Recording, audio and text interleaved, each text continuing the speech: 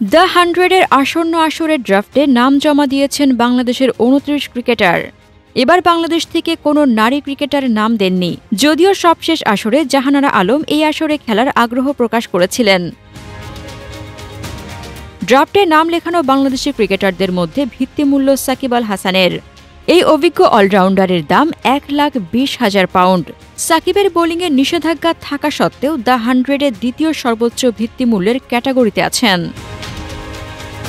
সাকিবের পরে ৬৩,০০০ পাউন্ড ভিত্তিমূল্য ধরা হয়েছে লেগ স্পিনার রিশাদ হোসেনের। তাছাড়া ৫২,০০০ পাউন্ড ভিত্তিমূল্যে আছেন বাংলাদেশের ৩ ক্রিকেটার। লিটন দাসের সঙ্গে এই ক্যাটাগরিতে আছেন ব্যাটার তাওহিদ হৃদয় ও স্পিনার শেখ মেহেদী। ৪১,৫০০ পাউন্ড ভিত্তিমূল্য ধরা হয়েছে তানজিদ হাসান তামিম, নাহিদ রানা, তানজিম হাসান সাকিব ও শরীফুল ইসলামের। আর নির্দিষ্ট ভিত্তিমূল্য নেই এমন ক্যাটাগরিতে নাম দিয়েছেন বাংলাদেশের আরও ২০ ক্রিকেটার।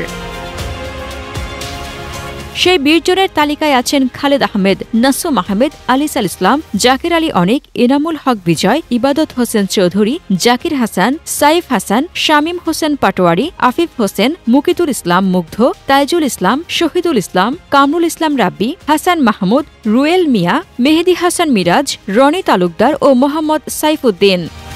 আগামী ১২ই মার্চ অনুষ্ঠিত হবে দ্য 100-এর নতুন মৌসুমের প্লেয়ার্স ড্রাফট। ৮ দলের টুর্নামেন্টের ড্রাফটে সব মিলিয়ে ইংল্যান্ডের ২৭০ জন এবং ৩৫০ জন বিদেশি ক্রিকেটার নিবন্ধন করেছেন।